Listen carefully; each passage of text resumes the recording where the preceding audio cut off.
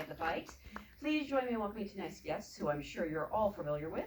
We have actors Ron Perlman, Nicolette Robertson, Michael Pitt, and our producer Jack Huston.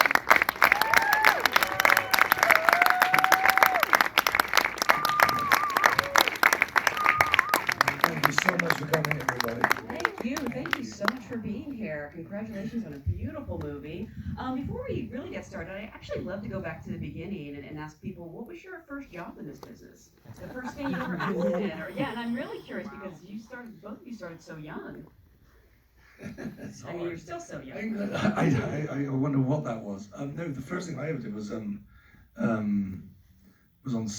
actual film was a miniseries called Spartacus, where I played Alan Bates's boytoy. Really? It was good days. The late great Alan Bates. I mean, that was why I did it. It was like unbelievable. I got to do the last thing he did. Commercials or student films before that? A lot of theatre. Oh, okay. The student film of the stage. That's it. Yes. For you? We're really doing this? Yeah. What do you mean by first job? Whatever you the consider. first job? Yeah, the first time you were a professional actor. I was an extra on General Hospital. Really? My mother cried. It was a big deal. Oh, yeah. There were many other jobs like that after. Too many to, let's not go through it all. Oh, embarrassing. I think, well, I grew up in LA, so just for fun, my parents would take me to auditions whenever I actually felt like doing it every once in a while. So I think I did a co-star on Party of Five. Oh, really? I think my title was soccer girl or something. So, yeah. I read for that. Yeah. I always wondered who got it.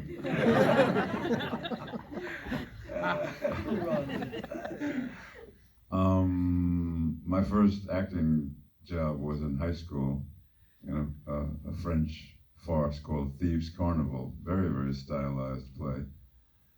And that's kind of why my work turned out to be the way it is. But my aunt's first job was with you. Over the top, completely over the top, overly articulated. Really? My aunt's first job was with you in Ice Pirates. That was her first. That was her first. That was her job. first That was her professional first job. job. That was almost my last.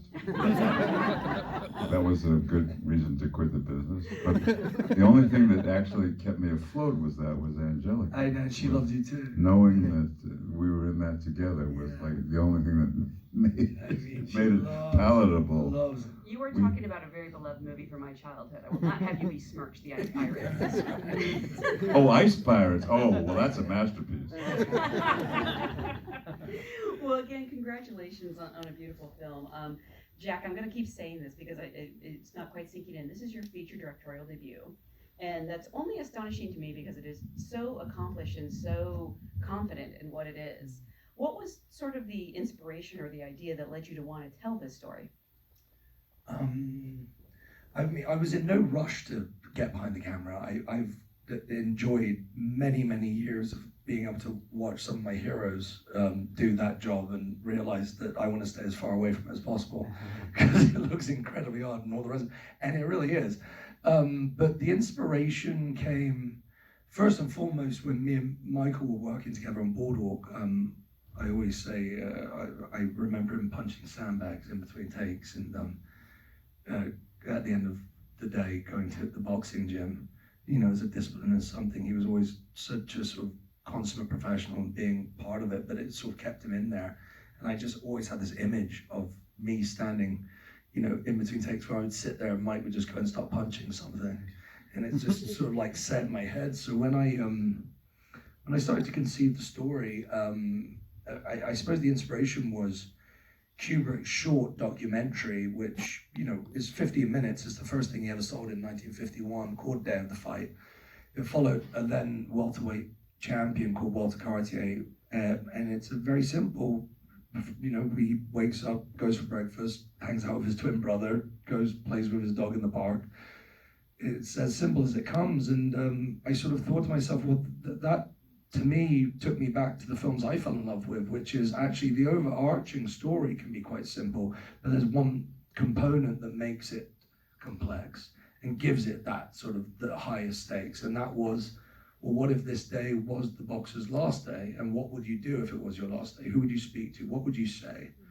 And some, the simple turning of the screw sort of adds so much. And I started to think about that, and those questions started to ruminate. And I remember having a very early conversation with Michael about that and saying, I have this idea for you, which, I don't know if it's anything. And when I really did come up with the story, I pitched it to my wife, who really has no interest in what we do in this business. She falls asleep within 3 minutes of any movie, whether I'm in it or not. She's like out dead. I pitched her the idea, and she started to cry, and I was like, well, Wow. that's the kind of film I want to make. Wow. Has she seen the movie? She's in the movie. She plays his mother. You're kidding. Yeah, and my son is the young Mikey. So I wanted a real mother and son, because they can't speak, but they have to look at each other with that kind of love. So, and my son is 5th generation of my family on screen, so it was kind of an amazing moment to see him up there. It was beautiful. And she stayed awake when she saw it. This might be the first time. The first time she saw it. She didn't stay awake the second time. And Michael, for you, I mean, he's basically, it sounds like you were his muse for this. I mean, like, he saw something in you, and it had to be you. That's really cool, and also a little bit of a pressure on you. Were you intimidated by that? I was absolutely intimidated, and I was really intimidated by the fact that it was so difficult to make the movie with me. And that's been a challenge in my career. I want to do independent films. It's where I feel most comfortable. And there's a game and a business side of it that I'm terrible at. And I think it was maybe 2 or 3 people who said, we'll give you all the money you need, but Michael is not going to play the role. And Doesn't work Jack about Michael. walked out of the room, and he didn't even tell me that. I heard that from. So yes, it was very intimidating. So it was also extremely moving, and it's very important because Jack's been doing this for a very long time. He said he didn't want to rush into it. I would say he's been collecting his skills, and it's not, can you make a movie? It's like, what are you going to make a movie for? What is it going to be about? Is it important? And I think I'm sure I'm speaking for him a little bit, but I'm sure like he's felt that weight, and so yes, intimidating. Wow. Extremely intimidating. Nicolette and Ron, how did the project find its way to you, and what interested you in your roles?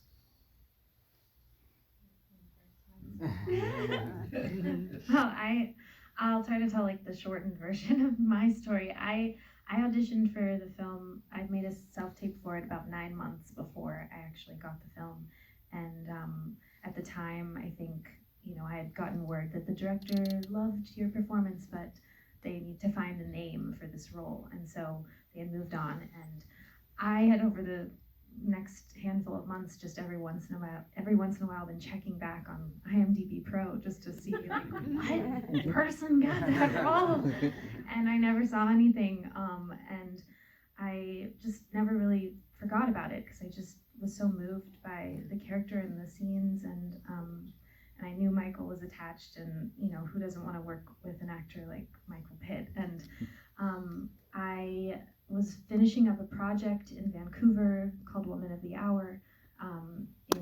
Yes. And I was finishing up the project, and I was trying to figure out, that was my first, film in a big way, and I just was like, how do I will something else like that feels great like this into my life? And I just kept coming back to that self-tape that I made 9 months ago. And I called my agent, and I was like, do you remember that project, Day of the Fight, that I had put myself on tape for? I was like, that's the kind of project that I just want to work on, and maybe we can set up a meeting with the filmmaker in the new year or something, and maybe we can collaborate on something someday, I don't know. And she said, that's so weird that you bring that up today, because it literally just came across my desk today, and they were going back into production. And I was like, well, can you send me the script? Because I didn't get the script the first time. And so she sent it to me, but she was like, I'm pretty sure they have an offer out already on the role that you want. And so I read the script, and I just was a puddle, and I was so enamored by Jack's screenplay and these characters and the depth that I just couldn't stop thinking about it. And I decided to I needed to tell him how I felt about it. And I'm trying to be in the practice of telling people when I'm moved by their work, because I know how much that means to me. And so I just wrote this letter to Jack, and I didn't know if I was going to actually send it, but I just wanted to tell him why I loved it so much. And I found him on Instagram, and I just sat with it for a little while, and I decided I'm just going to send it. And I sent it to him, and I ended it saying, you know, I wish you the best of luck on this project, and I hope that someday we can collaborate in the future. And then he wrote me back the next day. And, you know, Yeah, my wonderful assistant, who's now co-producer on the film, who was running that for me, we laugh because we say sometimes Instagram is probably the only time it's really made a difference, but it really did make a difference here.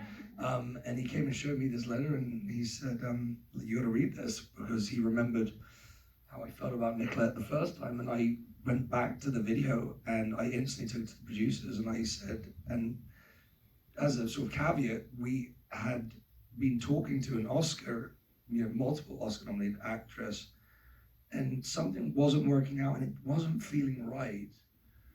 And the day that we moved on is the day that we got that. Like, Wow. not even a day, like an hour later. That's amazing. And the whole film has been like that. So. And that's Ron too, by the way. It's Ron will tell the story. It's one of those moments where we were getting, Ron wrote a long letter to Jack.